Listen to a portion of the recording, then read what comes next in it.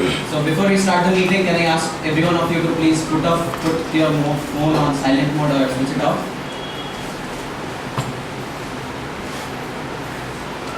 Thank you. Long time? Yes, long time. Let's start with a story. Once there was a philosophy teacher. The philosophy teacher was in his regular class. He just came, put few things on his table. Just when the table started, he picked up a jar, an empty jar, and put some pieces of rocks about 2 centimeters in the jar. He then asked the students, "Is the jar full now?" Everyone agreed. Then he took up a box of pebbles and put that pebbles in the jar. He shook the jar and the pebbles came in between the space between the rocks. Then he asked again, "Is the jar full now?" Everyone said yes. Again, he took one box full of sand and put all the sand in the jar. He shook it and every space that was left was covered by the little sand in the jar. He then said, now is the jar full?" Everyone was surprised and again said, "Yes, now it's full." Then he was a philosophy teacher. He started giving his philosophy, which I'll be giving to you now. He said, "You see, this jar is like your life. The rocks are the important things that are in your life. Your family, your partner, your health, your ego, your understanding. While the pebbles are the little important things in your life. Your job, your house, your car. Well, the sand is the little things. So if you start pouring the sand into the jar first, that is the little things, the jar will become full with the little things in your life and you will have no space for the rocks and pebbles." In the same way, in our life, we should not give more time to the little things. Instead, we should concentrate on the things that give us more happiness. We should start spending time with the children around. We should play with the kids. We should spend time with our family. Here, Sunshine is our big family. And every Thursday, we come over here to spend time with our family. Today, in our family, there is one person who takes care of the family. She is like the mother of Sunshine. She is the one who keeps our Sunshine Club together. So please put your hands together to welcome the President, Toastmaster Mrinalini.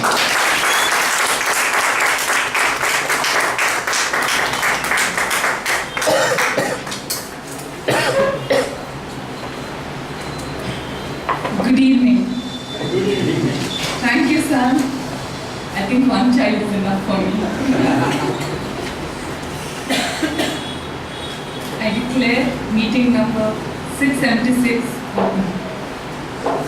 Can I have the secretary report?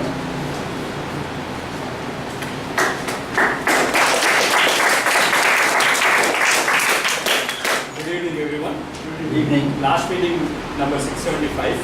Sergeant at Arms was Akash, President Anand, Toastmaster Venkat, Table Topics Vijayalakshmi, and for our general evaluations it was Speaker Ramesh.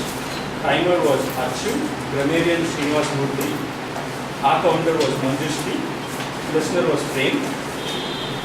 In the prepared speech category, Amit did his CC1, which was evaluated by Vinod. Priyanka did her CC3, which was evaluated by Shreepal. In table topics, we had 9 speakers, and best CC speech was awarded to Priyanka, evaluated was Shreepal, and listener was also Shreepal. Thank you.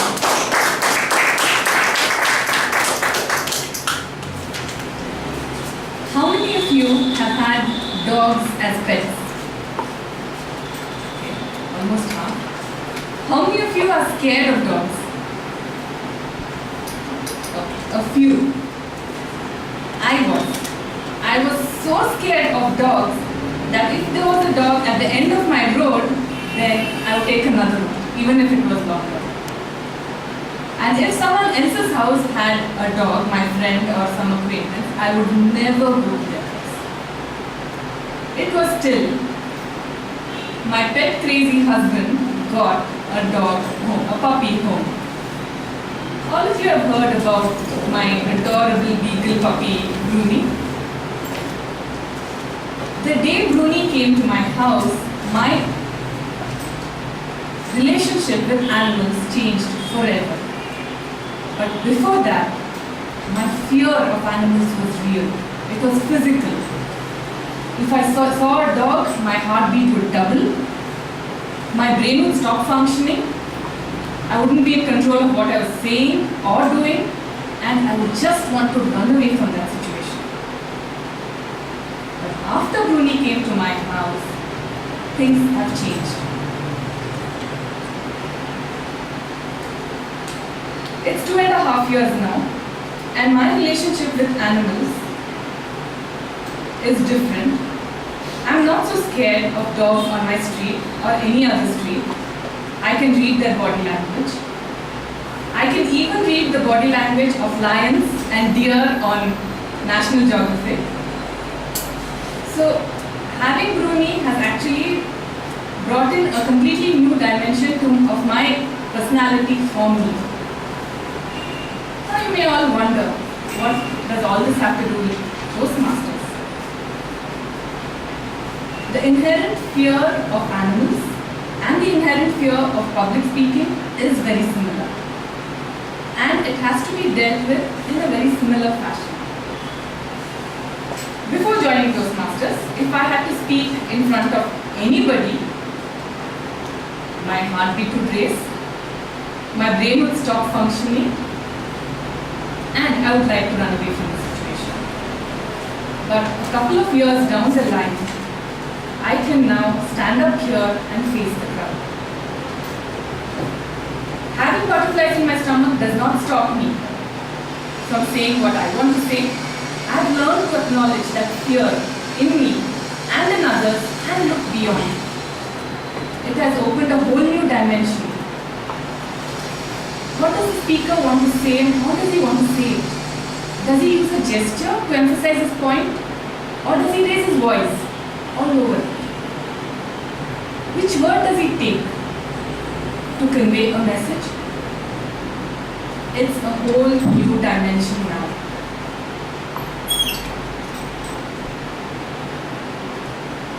Toastmasters is the place where you overcome the fear of public speaking.